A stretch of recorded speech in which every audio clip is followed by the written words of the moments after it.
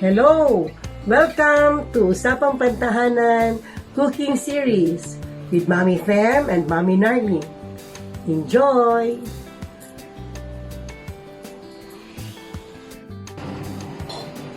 Welcome to my Narlyn's Kitchen, Mommy Narlyn's Kitchen, and today I will be making a strawberry banana cake. My version. Here are the ingredients of my strawberry banana cake. 1/2 kilo of ripe bananas. The riper, the better. Then I have here my 1/3 cup strawberry. My 2 eggs. I'm using the organic eggs which I bought from a friend. I will try this one. And then my 3/4 cups canola oil. I am using an oil instead of butter so that my banana cake will not be hard after 2 days because the oil is not sleeping. Better daw gumamit ng oil na hindi natutulog. And then of course, I have here my 2 cups flour, my salt of course, my baking powder, my baking soda, and my sour cream. Ang sour cream ay nagpapamoist na ating cake. So ito ay ginamitan ko ng all-purpose cream. 1/2 cup siya at lagyan ko ng 2 teaspoon vinegar. Okay? So yan ang ating mga ingredients.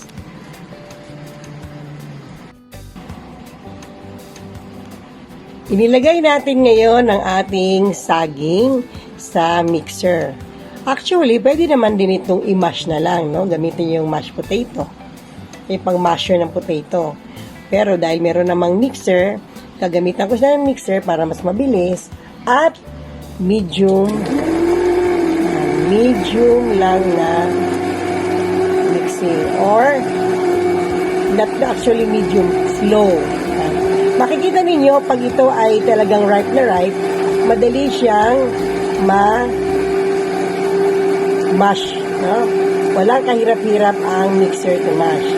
No? Pwede ninyo yan siyang i-mash hanggang sa medyo mag-fine, or pwede rin naman may konting matitira para inyong may makakagat-kagat kayo na saging. And then, instead of adding sugar, ito idadagdag ko ngayon yung aking strawberry. Hindi ako gagamit ng sugar kasi masyadong matamis ang sugar at strawberry. So this time, strawberry lang ang gagamitin ko. Uubusin natin to at ititry natin gagamitin natin ng rubber scraper.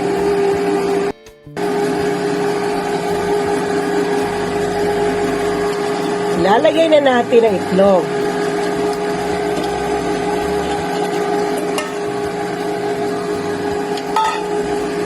At saka, itong oil, isasama na natin siya rito. Okay? Yan.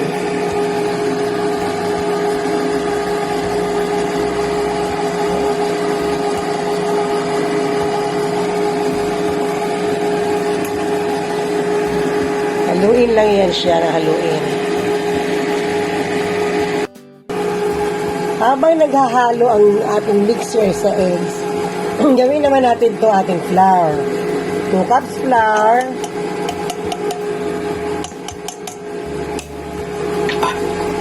Yung baking powder. Yung baking soda. At salt.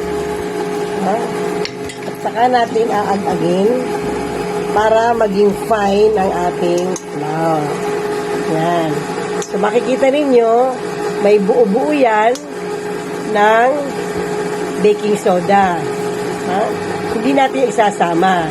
At syempre siguro, meron din konting salt. Okay lang yan. Okay? Then, we discard. Yan. Nahalo na maigi ang saging, ang oil, at ang aking strawberry at itlog. Ilalagay naman natin ngayon ang ating sour cream. Yan. At pagkatapos niyan, ilalagay naman natin ang flour.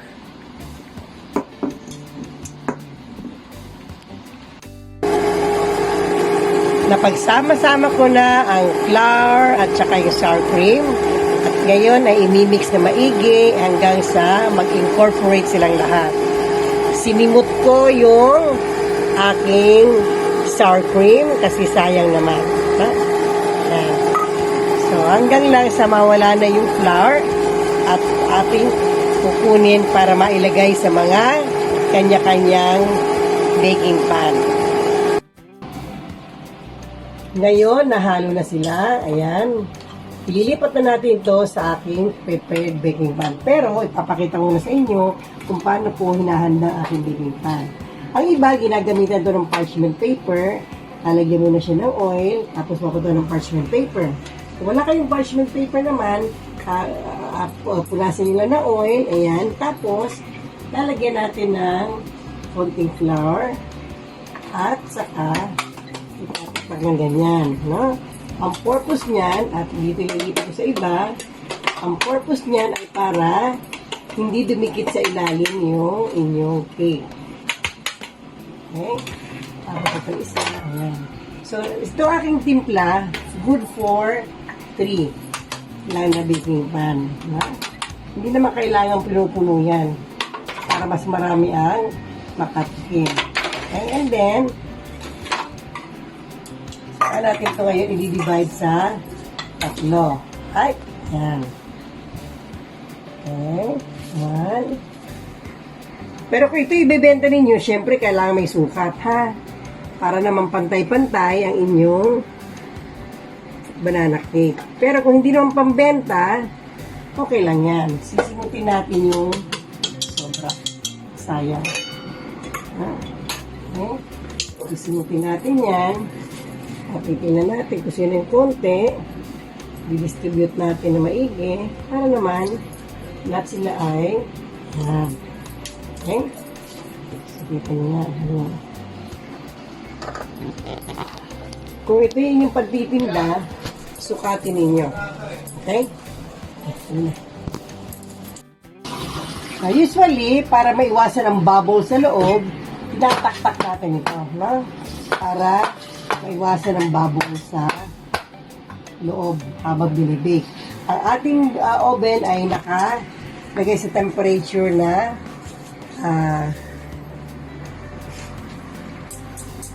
200 degrees centigrade.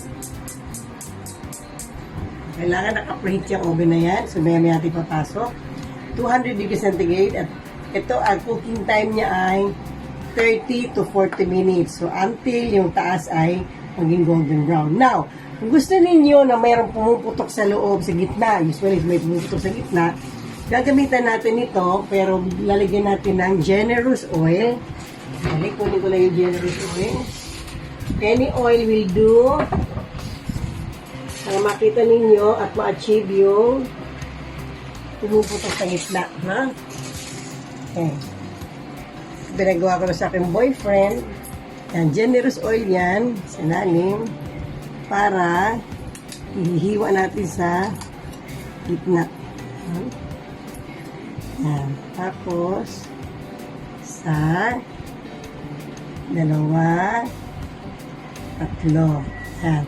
Naglalagay kasi tayo ng space para pag nag-i-steam siya, merong lalabasan ng steam at saka mag-crack-crack sa gitna ng ating cake.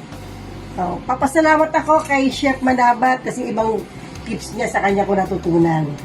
Okay? So, we will put this in the oven for 30 to 40 minutes or until done. Pag wala nang sumamang cake sa toothpick, luto na yon. Okay?